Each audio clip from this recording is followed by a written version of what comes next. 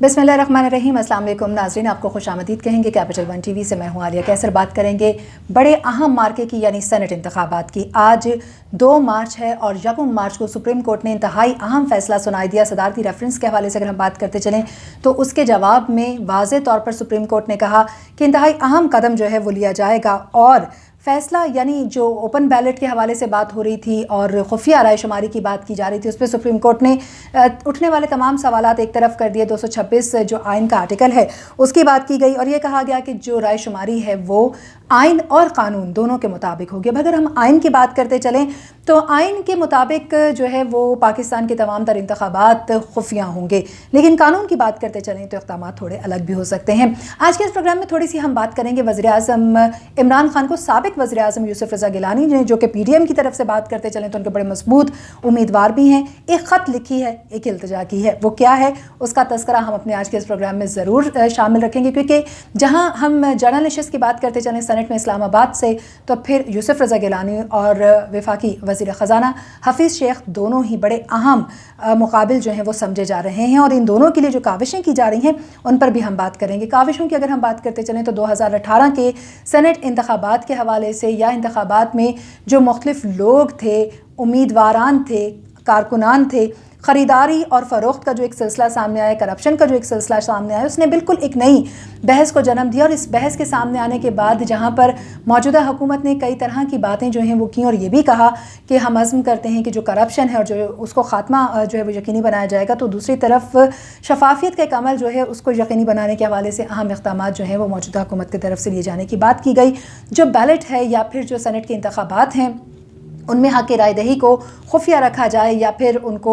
Open ballot के ज़रिए से करवाया जाए। हुकूमत का कहना ये था कि इसको ओपन बैलेट के ज़रिए करवाया जाए, जबकि अगर हम PDM की बात करते चलें या फिर हम दीगर जमातों की बात करते चलें तो वो खुफिया राय शुमारी के भी हक़ में थे। इस ज़मीन में काफ़ी तरह के अहम इक़दाम लिए गए। अगर हम सिर्फ सुप्रीम कोर्ट की बात करते चलें तो 2 महीने तकरीबन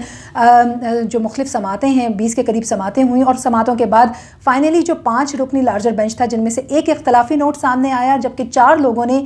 कल गुज़श्ता रोज़ जो सामने आने वाला फैसला जिसमें ये कहा गया कि आइन के मुताबिक और कानून के मुताबिक जो है वो बैलेटिंग करवाई जाएगी, जिसका मतलब ये है कि बैलेटिंग तो खुफिया होगी लेकिन वोटर खुफिया हमेशा के लिए नहीं रह सकता। इस फैसले को भी बड़ा अजीब तरीके का फैसला करार दिया जा रहा है कि जहाँ पर एक तरफ तो हुकूमत भी अपने मौक़िफ़ की तायद इसको मानते हुए मिठाइयाँ बांटती हुई दिखाई दी, तो दूसरी तरफ अपोजिशन का भी कहना यह है कि ये उनके मौक़िफ़ की जीत है और दोनों ही इस फैसले से खुश नज़र आए। लेकिन सारा वज़न जो है वो इलेक्शन कमीशन पर आ गया, क्योंकि इलेक्शन कमीशन को ये कहा गया है कि जदीद टेक्नोलॉजी का इस्तेमाल भी किया जाए और वोटर की शनाख्त को यकीनी भी बनाया जाए। ये फैसला 1 मार्च को सामने आया है, यानी 1 मार्च 2021। 2 मार्च का खाली दिन था। 2 मार्च की रात से भी अगर हम बात करते चलें तो ऑब्वियसली इंतखाबी सरगर्मियाँ जो हैं वो उनको एक कतगन लग जाती है और उसके बाद इसकी खिलाफ वर्जी करने वालों को जो है वो सज़ा भी दी जाती है। तो 3 मार्च को जो है ये सुबह 9 बजे से 5 बजे तक शाम बैलेटिंग का सिलसिला जारी रहेगा।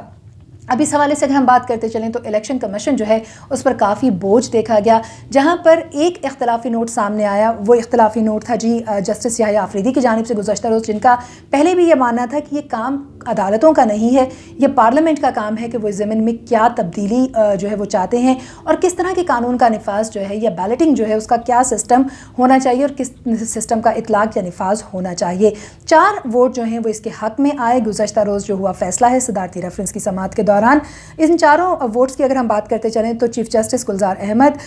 जस्टिस एजाजुल अहसन, जस्टिस उमर अता बिंदियाल और जस्टिस मुशीर आलम जो है उन पर मुश्तमिल ये बेंच था जिसने इस फैसले के हक़ में बात की। फैसले के सामने आने के बाद इलेक्शन कमीशन पर पड़ने वाले बोझ का तस्करा करते चलें, क्योंकि अब उनकी तरफ सारी निगाहें लग चुकी थीं और हर बंदा ये जानना चाह रहा था कि अब इलेक्शन कमीशन किस तरीके से वोटर की शनाख्त जो है उसको सामने लेकर आएगा और ये यकीनी बनाएगा कि वोट जो है उसको शफाफ रखते हुए सामने लाया जाए। लेकिन आज इलेक्शन कमीशन ने वाज़ेह कर दिया है, एक चीफ इलेक्शन कमीशन जो है उन्होंने प्रेस कॉन्फ्रेंस की, उन्होंने कहा कि वक्त की कमी है और वक्त की कमी की वजह से ये मुमकिन नहीं हो सकता कि जो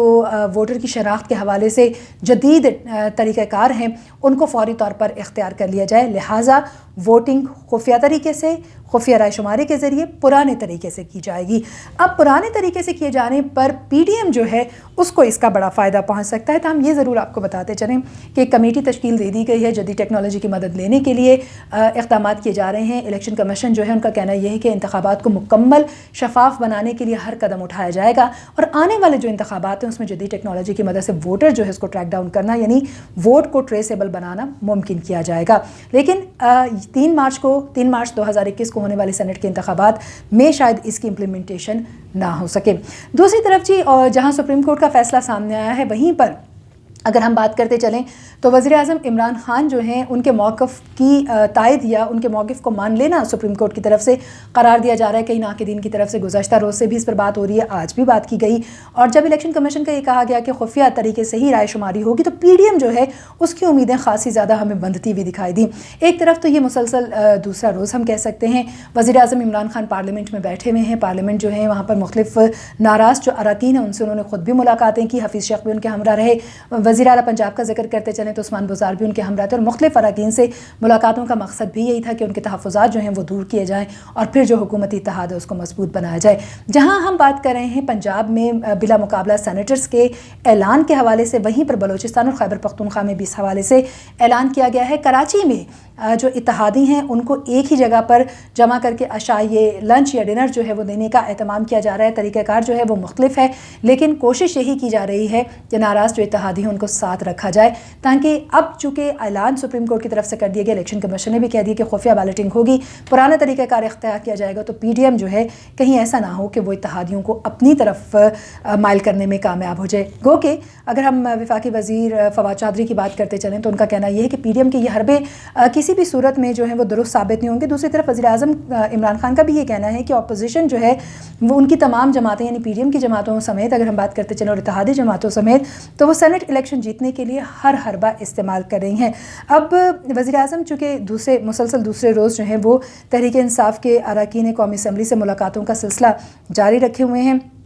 ملاقاتوں کے دوران وزیر اعظم نے کہا کہ اپوزیشن جماعتیں جو ہیں وہ بے شک سینٹ کے انتخابات جیتنے کے لیے ہر حربہ استعمال کر رہی ہیں، لیکن شفاف انتخابات کے لیے اوپن ووٹنگ کا میں حامی تھا، اور اراکین سے ہمارے رابطے بھی ہو رہے ہیں، ہم متحد ہیں، اپوزیشن کی جانب سے پیسہ اور لالچ کے باوجود سینٹ انتخابات میں ہم کامیابی حاصل کر کے رہیں گے۔ اب سینٹ انتخابات میں ذرا اسلام آباد کی بات کر لیتے ہیں، خیبر پختونخوا کی بھی میں بات کروں گی، وہاں پر جو مختلف لوگ ہیں ان کو حکومتی اتحاد کی طرف سے کس طرح کی آفر کی گئی ہے، اسی طریقے سے بلوچستان کے حوالے سے بھی آپ کو آگاہ کریں گے۔ لیکن اسلام آباد کی جو جنرل نشست ہے اس پر اس وقت کڑی نگاہیں لگی ہوئی ہیں۔ اب جنرل نشست کی بات کرتے چلیں تو بڑا اہم مقابلہ ہے سابق وزیر اعظم یوسف رضا گیلانی اور وفاقی وزیر خزانہ حفیظ شیخ کے درمیان، اور دونوں کے درمیان جو مقابلہ ہے اس کو حفیظ شیخ جو ہیں وہ اپنے یعنی فردوں کے درمیان مقابلہ نہیں، اتحادوں کے درمیان مقابلہ قرار دے رہے ہیں۔ تو اس پر تھوڑی سی بات کر لیتے ہیں، آگاہ بھی کرتے ہیں آپ کو کہ جو جنرل نشست ہے اور پھر ایک خاتون کی جو نشست ہے اس کے حوالے سے کس طرح سے ووٹنگ ہوگی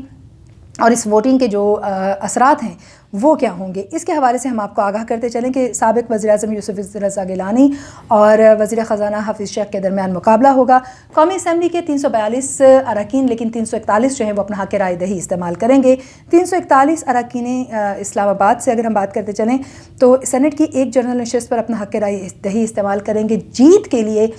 کسی بھی شخص کو جو ہے وہ 171 ووٹ درکار ہوں گے جو دونوں مد مقابل ہیں۔ اب بات کرتے ہیں حکومت کے پاس کتنے اراکین ہیں اور اپوزیشن کے پاس کتنے اراکین ہیں۔ حکومت کی بات کرتے چلیں تو حکومتی اتحاد 181 اراکین پر، جبکہ اپوزیشن کا اتحاد 160 اراکین پر مشتمل ہے، یعنی اپوزیشن کو جیت کے لیے حکومت ہی کے اتحادیوں میں سے انہی کے ووٹوں میں سے قریباً 11 اراکین جو ہیں اس کی ضرورت پڑے گی جیت کے لیے۔ سب کی نظریں جو ہیں وہ اسلام آباد کی جنرل نشست پر اس وقت جم چکی ہیں اور مقابلے کو بڑا سخت اور کانٹے دار مقابلہ جو ہے وہ قرار دیا جا رہا ہے۔ ہیوی ویٹس مد مقابل ہیں دونوں، کیونکہ اگر بات کرتے چلیں نمبر گیمز کی تو آبویسلی جو موجودہ حکومت ہے قومی اسمبلی میں نمبر گیم کے حوالے سے ہمیں بڑی مضبوط پوزیشن میں جو ہے وہ دکھائی دیتی ہے، برتری میں دکھائی دیتی ہے۔ تاہم اراکین اسمبلی سے جو حکومتی اراکین کی جو ناراضگی ہے یا حکومت سے ان کی جو ناراضگی ہے اس کی بنا پر پی ڈی ایم خاصی مضبوط پوزیشن میں آ گئی ہے اور اراکین سے ذاتی تعلقات کی بدولت سابق وزیر اعظم یوسف رضا گیلانی کو یقین ہے کہ وہ سینٹ کی جنرل نشست جیتنے میں کامیاب ہو جائیں گے۔ وزیر خزانہ حفیظ شیخ کی کامیابی کے لیے خود وزیر اعظم نے مختلف اراکین جو ہیں، کابینہ کے جو سینئر اراکین ہیں، انہوں نے بھی ناراض اراکین سے ملاقاتیں کی ہیں اور حکومتی اراکین کے یہ جو لوگ ہیں، افراد ہیں، ان سے ملاقاتوں میں ان کے تحفظات کو دور کرنے کی کوشش کی جا رہی ہے۔ ذرا ہم بات کر لیتے ہیں کہ اس وقت مختلف جو اتحاد ہے حکومت کے ساتھ بھی اور اپوزیشن کے ساتھ بھی، اس کی پوزیشن کیا ہے۔ تحریک انصاف کے قومی اسمبلی میں 157 اراکین ہیں، اتحادی ایم کیو ایم کے ساتھ، مسلم لیگ کاف اور بلوچستان عوامی پارٹی کے 5 جی ڈی اے کے 3، عوامی مسلم لیگ اور جمہوری وطن پارٹی کا 1 رکن جو ہے وہ شامل ہے۔ 4 آزاد امیدواران میں سے 2 جو ہے ان کی حمایت حکومت کو حاصل ہے۔ اپوزیشن اتحاد کی اگر ہم بات کر لیں تو قومی اسمبلی میں مسلم لیگ نون کے 83، پیپلز پارٹی کے 55، متحدہ مجلس عمل کے 15، بی این پی مینگل کے 5 اور اے این پی کا 1 رکن شامل ہے، اور اپوزیشن اتحاد کو بھی 2 آزاد اراکین کی حمایت حاصل ہے۔ حکومتی اتحادی جماعتیں ایم کیو ایم، مسلم لیگ کاف اور جی ڈی اے یہ تو پہلے ہی تحریک انصاف کے جو امیدوار ہیں حفیظ شیخ، ان کی حمایت کا اعلان کر چکی ہیں، لیکن سپریم کورٹ کی جانب سے سینٹ انتخابات خفیہ رائے شماری کے ذریعے کروائے جانے کے بعد اب اپوزیشن کو یہ امید پیدا ہو گئی ہے کہ وہ ناراض حکومتی اراکین کا جو ووٹ ہے وہ حاصل کرنے میں کامیاب ہو جائیں گے۔ امیدوار جو ہیں اپوزیشن کے یوسف رضا گیلانی، ان کو جیت کے لیے حکومتی اتحاد سے 11 ووٹوں کی ضرورت پڑے گی۔ کیا وہ یہ ووٹ حاصل کرنے میں کامیاب ہو جائیں گے؟ اب ذرا بات کر لیتے ہیں ہم اس وقت جو صورتحال ہے،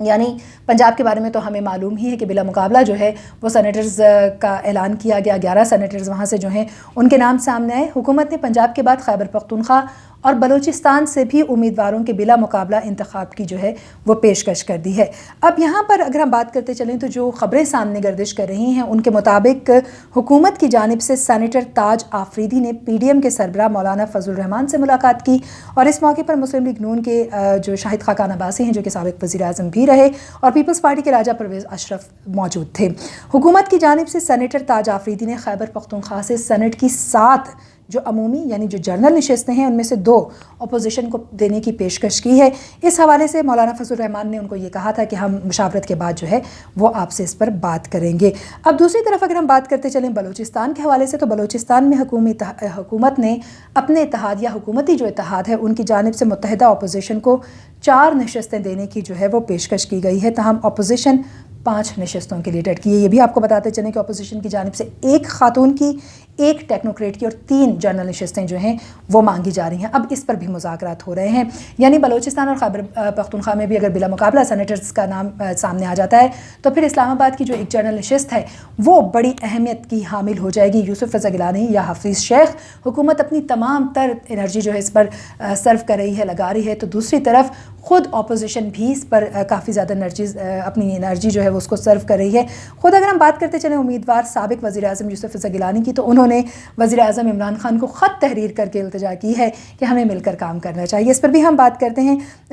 جو ڈیموکریٹک موومنٹ ہے، پی ڈی ایم کے امیدوار یوسف رضا گیلانی، انہوں نے وزیر اعظم عمران خان سے ووٹ مانگا ہے، اور ووٹ مانگتے ہوئے انہوں نے کہا کہ ہمیں آج یکجہتی کی ضرورت ہے۔ تو یہ دیکھنا ہوگا کہ اتنی بڑی موو کس کانفیڈنس کے ساتھ جو ہے وہ یوسف رضا گیلانی نے کی، اور جب انہوں نے ووٹ مانگ ہی لیا ہے اور یہ بھی کہا ہے کہ انتخابات میں حصہ لینے کا فیصلہ سوچ سمجھ کر کیا ہے، بطور اسپیکر حکومتی اپوزیشن اراکین میں تفریق نہیں کی، اور بطور وزیر اعظم دفتر کے دروازے بھی میں نے ہر ایک کے لیے کھلے رکھے۔ چونکہ سابق وزیر اعظم رہے ہیں یوسف رضا گیلانی، انہوں نے اپنی خدمات کا